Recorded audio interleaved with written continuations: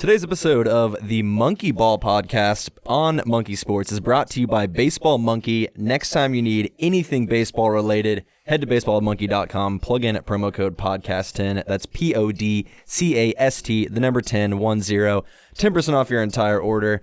Fall ball is coming soon, MLB coming soon. Get all your fan gear, get your gloves, get your bats, everything you need to both play and watch baseball at baseballmonkey.com. Plug in that promo code podcast10 for 10% off. Some exclusions may apply. Let's talk some baseball, shall we? There are rich teams and there are poor teams. Then there's 50 feet of crap.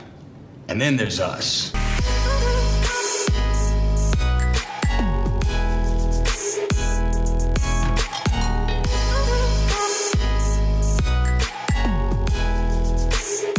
Welcome back to the Monkeyball podcast, brought to you by Monkey Sports.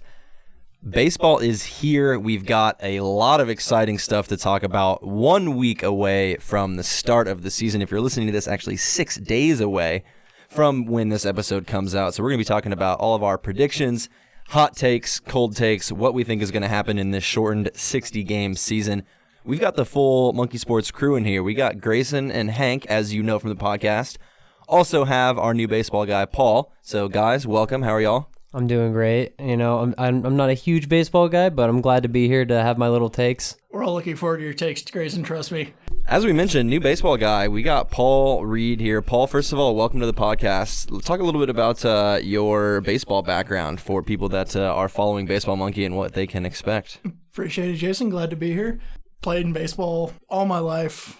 All the whole travel select deal, all up through high school. Little bit working out with D3 colleges and stuff. Lifelong big time baseball fan. First game I ever went to, three years old probably. Skydome in Toronto. Hey, there we go.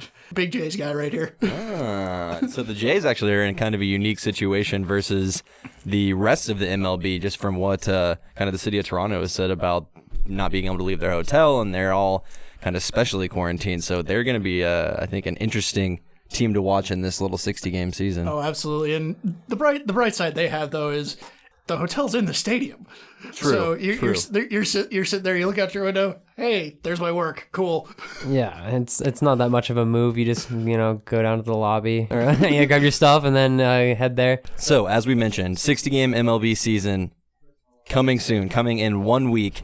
A little bit surprised that we're there, to be honest with you guys, just from everything that's going on with, obviously, COVID-19 and the reason why we've kind of played this or gotten down to this 60-game season. But nonetheless, I'm stoked for baseball to come back. Know it's going to be exciting to watch. Empty stadiums, hear the crack of the bat, all that stuff's going to be great. What is the biggest thing you guys are looking forward to for the start of the baseball season? I'm excited to see a different type of season for baseball and how people are going to adapt in terms of how they're going to play with pitchers and all that, because the little bits I know about baseball, you're always rotating out pitchers and stuff like that. So maybe you're going to see higher numbers from higher teams who are going to be able to produce better numbers because they're consistently playing people more. And, you don't have to sit like a certain pitcher for longer to maybe elongate his performance throughout the season. So I'm excited to see something that's different from where the NHL and the NBA are at, where they're heading into playoffs, but to see how a full season is going to work around these times. Yeah, it's definitely a lot more of a sprint this year than the marathon that you usually get, the 160 games versus 162. Yeah, my quick question is, do you think teams that have like a hot start are going to have an advantage? Because I know, especially in the MLB, that there's teams that have hot starts and then they disappear for a couple months and then they come back near playoff time. So do you think that's going to affect how some teams play? Maybe some teams that don't really pick up until later on in the season might struggle towards playoff time?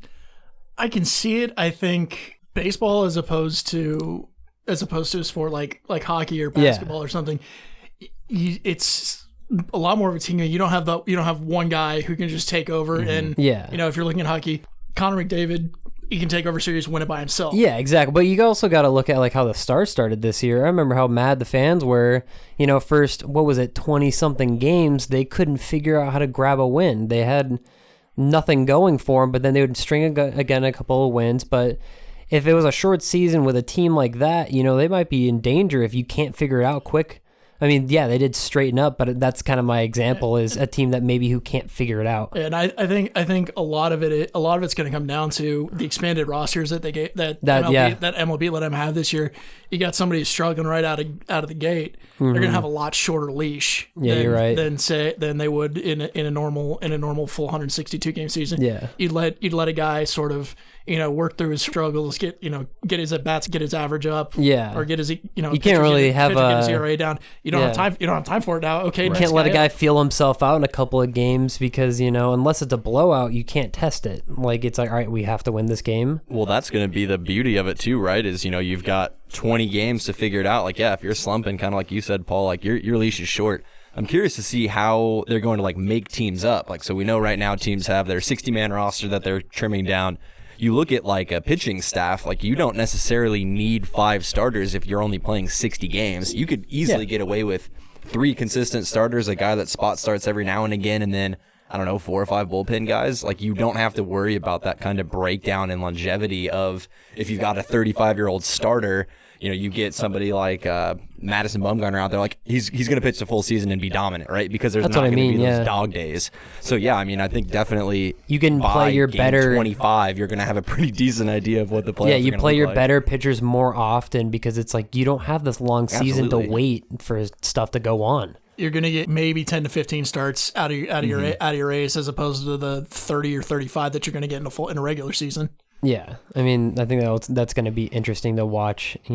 Maybe some stats go up and down depending on, maybe you're not, as a hitter, you're not versing like the top guy every night in a full season, but maybe it's like now you're versing an absolute power like every single night. You're going to see guys like Scherzer, like Garrett Cole, all those guys. You're going to see them a lot more often than you would in a regular full season. And that brings up a good point too of batters seeing different pitchers and stuff. So the NL has announced just for this shortened season and what is expected to be the rule once everything kind of changes up again at the new CBA, that there will be the full-time DH. So NL pitcher is no longer going to be batting. I'll let you guys kind of say first what you guys think is going to happen, but do we think NL pitchers are going to do better or worse now that they are not having to bat and not having to face other batters? You got this one first. I think it's gonna help with the pitching. I mean, consistently, and I'm not just talking the top guys because they're all gonna compare anyway. But you look down sort of at your depth guys, your usual 4 and 5 starters. AL guys, for my money, tend to be a little stronger down there just because they're not sitting there hitting, right? And they're not going in 3 bats. They're not getting subbed out for a pinch hitter in the 5th or 6th inning when they need a quick run. That being said, they're also not pitching against pitchers, though. You're going now. You have to face one more legitimate MLB bat in a lineup too, right? So. Yeah, and part of me being a traditionalist, as much as it can be a drain seeing a guy go up and hit 050 for a season as a pitcher. There's still something special about it, and giving it a unique feel between the 2 leagues. So I think they kind of want it to be the rule, but they want to see how it's actually going to play out this season first before they say, yeah, cool, this is what we're doing. Yeah, and agreed from the traditional standpoint. Like, Bartolo Colon hits a home run. Like, that's an instant moment in baseball, right? Like, that's, you remember where you were when you saw that highlight kind of thing. And you kind of lose that, too, of getting to see, or, a guy, swinging out of his shoes because all he does is pitch his whole career. But at the same time, like, I don't know. I think that the DH for both leagues just makes the most sense because you get consistency again. And, like, especially baseball kind of worrying about hemorrhaging fans over the past 10, 15 years about the game just not being as exciting to watch. Like, at least adding another batter, you get the opportunity to, like, a guy like Frank Thomas who can just come in and just hit nukes, and that's all he has to do, right? Never worry about playing any defense. Like, just hit the ball really, really hard and play until you're 45. 50-year-old Barry Bonds checking in. No kidding. Come back from the Giants. Like, he probably last 45 games. I think he'd be fine. Yeah, you just pop him in there when you need him. They keep letting John Jones fight in the UFC, so I don't understand why he wouldn't just Barry Bonds, come on in. Hey, John Jones is the best UFC fighter of all time. Well, I'm gonna stick by asterisk.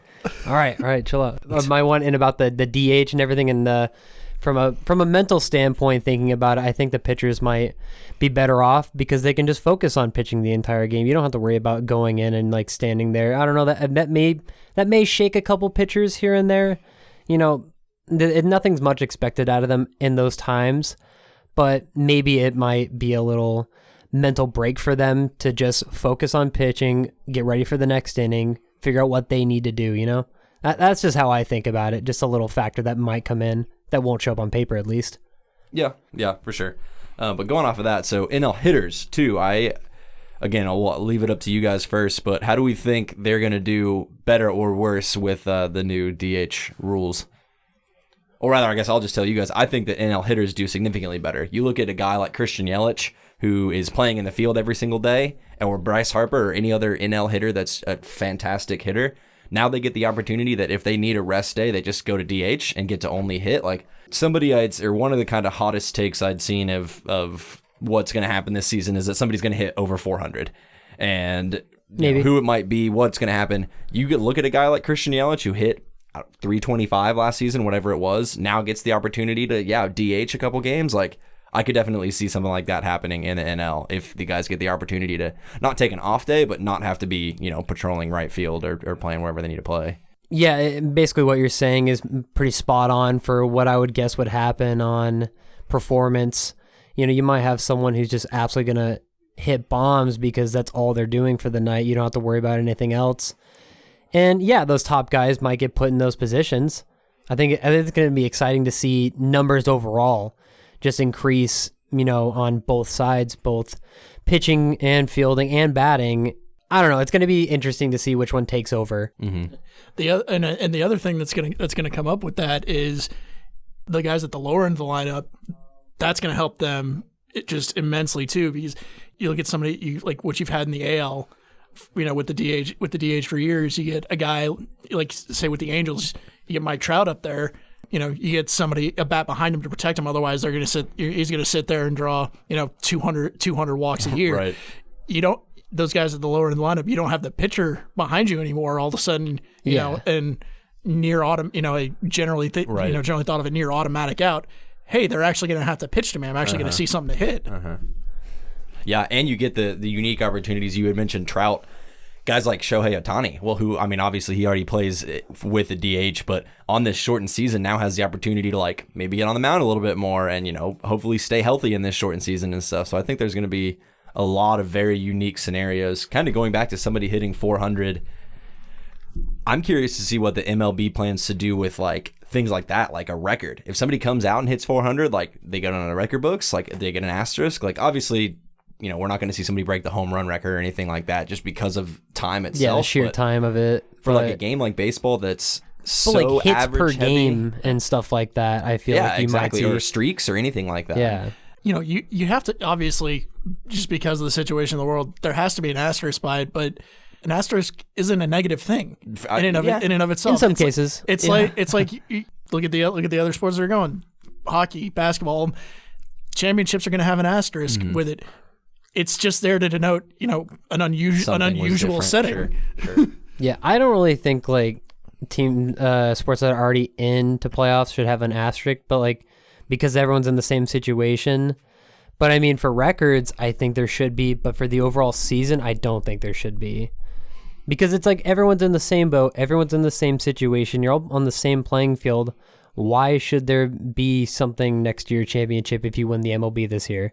Everyone's in the same thing, but maybe if you hit an average record because you've just been crushing for 60 games straight and there's not enough time for you to dip off, then maybe, but I'm not sure about the whole season. What's funny too about baseball and especially about things like that is it's a sport that is so reliant on kind of averages, and obviously the season is just so long that you look at home runs over 9 innings or batting average or anything like that, but at the same time playing the if the season ended now game or on pace for, baseball is always ridiculous because you get a guy that hits 4 home runs in the first 6 games, and of course you're going to get some analytic person on Twitter that's he's on pace to hit 298 home runs. That's what I mean. Obviously that's never ever going to happen ever. That's what I mean for the full season averages, because you have my home of goalie, you have guys at the top are 10 games played, but they did really good. Right. And they only played pretty bad teams. 52 save percentage. Yeah, exactly. But then you have someone Lundqvist or Rene who've played 45 games, but they have 0.1 less. And it's no, that guy's the better goalie, but he's just going to be the better up there because of the situations he was put in. So yeah, the averages is weird. We're figuring that out. I'm curious to see too, like, so I was looking through kind of ESPN and what some of the predictions were for the season, and the records that people were predicting teams to finish with were like 36-24 and stuff like that. Like, not anything that was really that much over 500 even having the best record. So I'm curious, like, because to me, 60 games, like, a team can rip off 12 wins in a row. That's not crazy uncommon. Like, obviously that's tough to do, but like, I could see a team finishing like 48-12 sounds ridiculous, but I mean, I could see something happening where a team just absolutely goes on a tear because they've got the right veterans, they've got the young talent. Like, you look at a team like the Brewers, we talked about Yelich, that finished the year so strong last year. Like, I don't see any reason why a team doesn't finish with 20 losses, Yeah, it's weird with the short season because you can have a team that's coming out of nowhere, and if they're hot, then they're hot, and then you make it all the way to the playoffs. Otherwise, in a different season, you might not. So that factor of, if you just get hot, like, you're set for a while until you got to get the playoffs, and then you just got to keep staying hot. So and I think it's interesting because, like, I saw that stuff that ESPN had on the predictions too. I think a lot of that comes from their thinking of, we were 2 weeks away from the regular season starting at the full length when they shut it down. Right. And from my own experience, as long as I'd played, you're building up that much, and then all of a sudden it stops and just goes off a cliff. It's hard, no matter if you've been doing it for 20 years or you're a 19-year-old rookie. Yeah. It's hard to get that back up, and I think that's where a lot of that's coming from. Is the guys are going to be like, okay, this is not the way this was working a little while ago. Yeah, you have to have those natural guys who can just crush any day of the week that don't need that build up to just show up. You got to have a couple guys carry your team in the very beginning of it, I'd imagine, because you got to have those people who they build up throughout the season. Maybe you start off pretty low as a hitter, and then you start getting your pitches, you start seeing more and more, and you hit your peak. So it's like, when are those peaks going to hit for people? Can a whole team hit their peak at one time? Or, is one guy going to carry a team? But that's not going to be enough in baseball. You got one guy. Yeah. So to that point, Paul, do you think we see more young talent this season or more veteran guys? Because my thought is, like, this is the perfect season that if you're in your last you can make a career out of year or season. two. Yeah, exactly. Like, end on a high note, right? You don't have to go through this grind of 4 summer months of, like, man, you're playing every single day. Like, if you're a guy that's on his way out, this is your chance to end on a high note. If you show up and crush, like, exactly. You might be if you're set. a Todd Frazier, like, go out and ball out for your potentially last season, right? Yeah, you're going. Yeah, the older guys, you're going as hard as you can for 60 games straight. I mean, especially with not only just with it being a shortened season, with the way everything's gone, and with the CBA coming up, you may only, if you're a guy like Frazier, 34, 35, 36 up in there, you may not get a season after this one and next one. Exactly. Because there's a very real possibility that there's going to be a strike or lockout once the CBA is up, unfortunately. And so, I don't want to say it, sort of a prove it season, but that's kind of what it is. No, yeah, exactly. I'm curious too to see what teams will do with that, like, with that exact thing in mind, because if you're a team like, so I'm a big Royals fan, and they're kind of in the middle of a rebuild. That's sort of what you like to call, I guess, 2 back-to-back 100-loss seasons is the middle of a rebuild. But they are very much relying on young talent, and like, they're 60-man. So Bobby Whitt Jr. is a guy that we've talked about on the pod a couple of times, but young talent, Texas guy, like, definitely going to be one of the future superstars of this franchise, and he's been getting a lot of work in this kind of new spring training. But I'm very curious to see if he even makes the cut, because, yeah, you're thrust right into it, right? You're going immediately against those guys that are those vets that are going as hard as possible. Yeah. But from a team standpoint, there's no minor leagues this season. So if you have a guy like that you're trying to develop and trying to raise up, like, you don't have the opportunity to say, hey, go do awesome in AAA for the first half of the season, we'll bring you up. Like, that doesn't exist. Yeah, and from right? a management standpoint, are you really going to take a chance on a guy who's who's a maybe? They might be a strong maybe, but you're going to take a chance on someone past your starting lineup to sub in a guy? You're like, all right, let's see how he does for 4 games. I mean, like I mentioned off the top, I'm a big Blue Jays guy, where Jays are sort of right at that crest where the young guys are coming, but their big guy coming up this year is Nate Pearson, who's just an absolute fireballer who lit up their minor league system last year. Yeah, they're like 106 or something insane. Yeah, so there it is. Yikes. It's got a missile. Ridiculous breaking pitches and everything. I mean, he's a top 5 in baseball prospect, but he's sort of on the borderline just because the Jays are kind of sitting there going, okay, this kid is definitely our future, but we don't want to burn it. We don't want to burn all of him in this incredibly short and weird season. Yeah. Mm-hmm. So he's been getting the work in at camp, but the stuff that I've been reading, they're thinking it's gonna be maybe a month into the season before they finally trot him out. Right. Mm-hmm. And so the MLB is kind of done. They're trying to put the right position or the right things in place to like factor that stuff in with, you start with 30 guys, it cuts down to 28 and then eventually cuts down to 26. And I think it's after a month of the season. I think it's 28 after 2 weeks and then 26 after a month. But yeah, so you look at after a month's time, that's what, 22, 23 games. I'm not sure how much they're spacing it out, but you get to that point and you have a guy like Pearson who's, this awesome prospect and say he's been doing great on the major league staff. And then you get a guy that's struggling as a vet. Like, I'm curious to see, you had mentioned, Paul, kind of the short rope of these players. Like, if you get to that cut point, like, do we see guys that start out of the gate slow just not making that cut because, hey, we got to come up and bring this guy? Like, the first it's gonna be unique. 2 weeks are going to be super important for every team because I feel like you're going to see those new guys and people who have a point to prove really early on. And if they don't, then where does that rope extend to? Do you just say, hey, you didn't do good the first month? See you next season. Right. The downside with that as a player is you're going to get guys who, and like I know you see in hockey where guys who are on the bubble, they'll start gripping the stick a little. For hockey, they'll start gripping the stick a little tighter, gripping the bat a little tighter, swinging a little bit more out of the strike zone. And that gets dangerous in itself. But you have to have someone who can handle that pressure, and I feel like that's going to break a couple of players. And if you can make it past that, then you deserve to be there. If you can't handle that pressure early on, like, I have to do this in the next 5 games, then you don't deserve it in a way.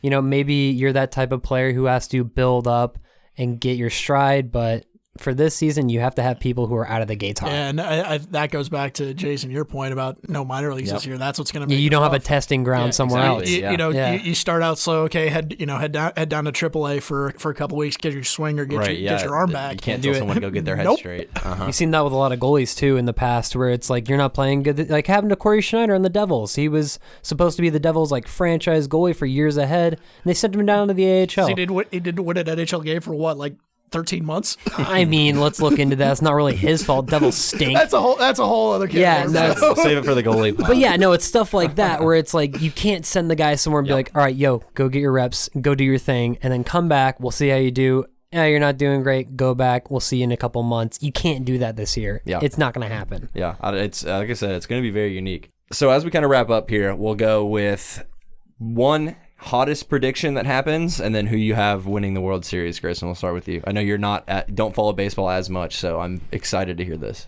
So my hottest take is more of a question for y'all. Okay.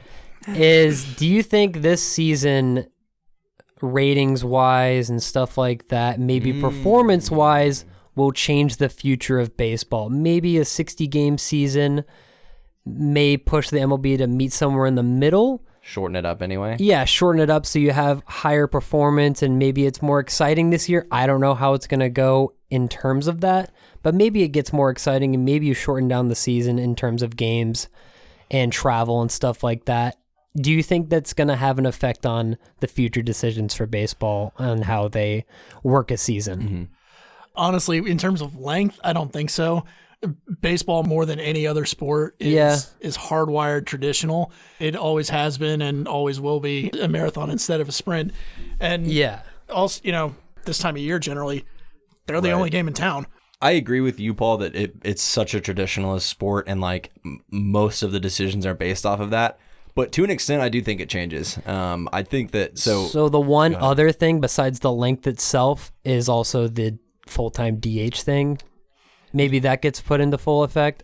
I don't know. So one thing, if you guys go back and listen to our Monkeyball podcast from last month with Andrew Feltz from the Rounders Express, he kind of talks about the MILB system and how baseball sort of uses that as a sounding board for what works. So another rule that we haven't touched on that's going to be in play this year is once you get into extra innings, there's going to start with a runner on second. Okay. I know you're reacting as a traditionalist baseball fan. Yeah, I understand that reaction, and I don't disagree that it's a very unique change. But at the same time, like MILB games and like what Andrews told me from the Express go by in 2.5 hours. And if it's like you want to bring fans into baseball again and have it be exciting, you have to speed up the game. So I think if you see stuff like that where, yeah, if you're only going 10, 11 innings instead of 19, or if you're only playing a game in 3 hours instead of 5 with, pitch clocks and all the other stuff that has kind of slowly crept into the game, I think, yeah, that this season will be a jump starter for that. And I don't know if they necessarily cut the season down. If anything, I see it down to like 140 games or That's something. what I mean. It's like a middle ground. The players do want it. What I'm more worried about, though, is everything that's led us up to this season. All of the money disputes that the owners and the MLBPA have gone back and forth about.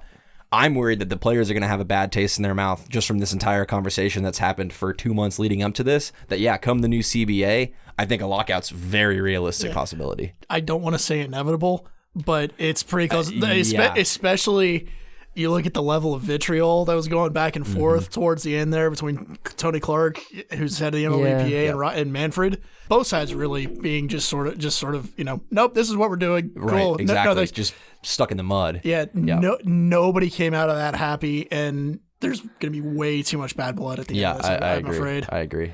I definitely I'm excited to see what happens, even from not a hard following fan, but still watching here and there. I'm pretty excited to see what happens.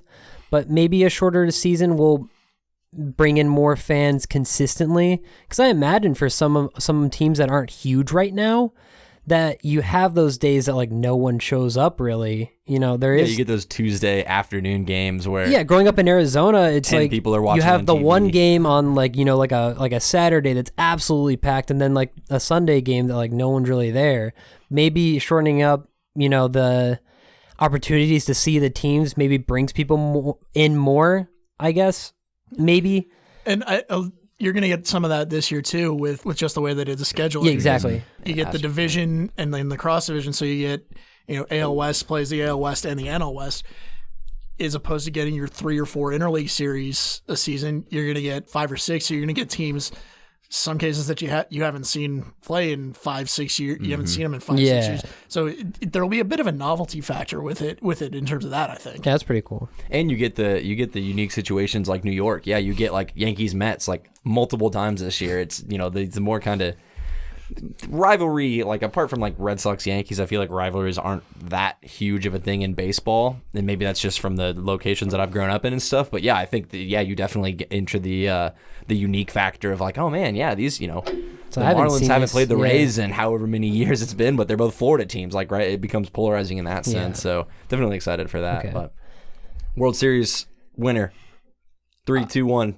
I'm just gonna go with my gut here, and I'm just going to say the Astros make everyone mad. I think they're a good enough team, and they can get hot. I think they can be super hot when they want to be, despite all of the cheating and stuff that went on the last year, or plus more, depending on however that ended up. I think that team's just too good.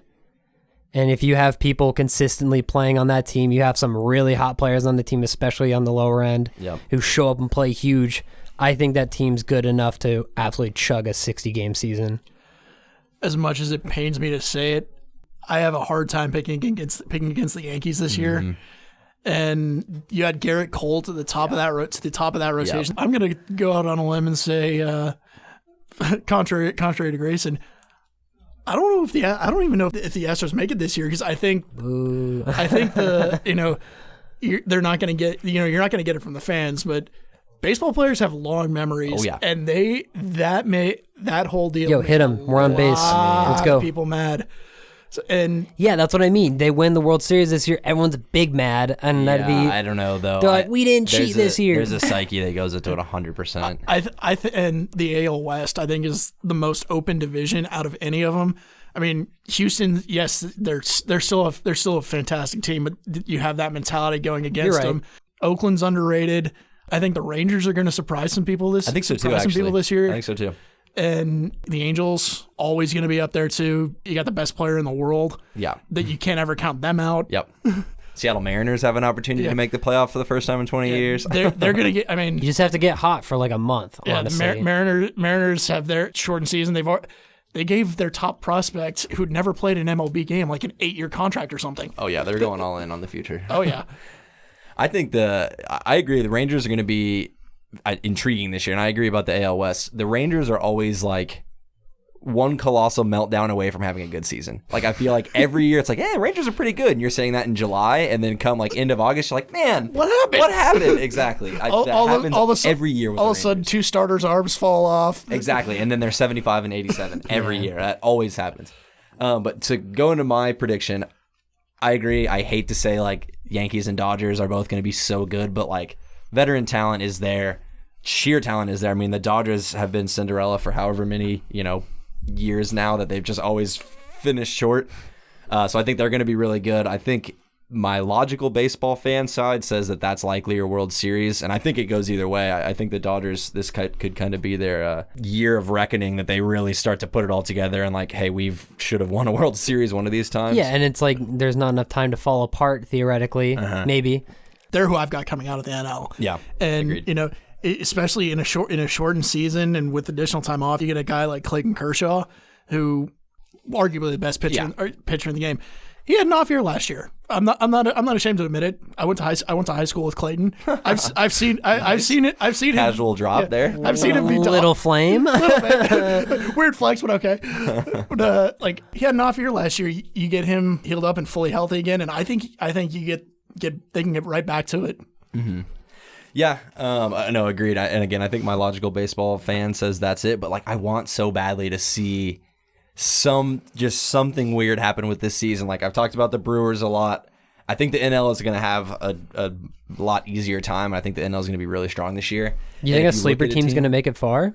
I do. I think that. I appreciate that would be my sleeper team. Like Brewers, yeah. Diamondbacks. I love the. You also look at who they have to play. Now you get 20 games against the AL West, or the AL Central rather. Which, as a Royals fan, like AL Central is brutally bad. Yeah, love the Royals, but they're a bad team. Tigers, historically bad team. You chalk up, that's whatever, 12 easy wins. Team like the NL Central, or team in the NL Central like the Brewers or the Cubs, I think could have a good chance to have put together a very strong season. I think, once you get into the playoffs and now you are seeing the teams that you haven't seen a single time, like that's where it's going to be most exciting. Obviously, the World Series is going to be great because it always is, but like the divisional rounds are going to be insane because it's going to be, now all of a sudden the Brewers are playing the Dodgers. They have played 0 times this year, right? You have nothing to even gauge it. Wait, I forgot what these guys could do. Exactly. It's almost like going back to like the minor league view of it. Like once you get into minor league playoffs, you're playing against teams that are in different leagues than you. Like you get the Texas League champion versus I think the International League or whatever it is. Yeah, Pacific Coast versus International for AAA. Right. So that I'm very excited for. But yeah, I want Brewers might be my sleeper team. I don't think the reigning champ Nats are going to be very good. I think they get out of the gates slow like they did last year. I mean, they've got the pitching, but they're going to miss Rendon more than they realize, I think. And they're arguably their biggest bat, Zimmerman, has already said, nope, I'm peacing out this season. Yeah. Which, obviously zero blame. You got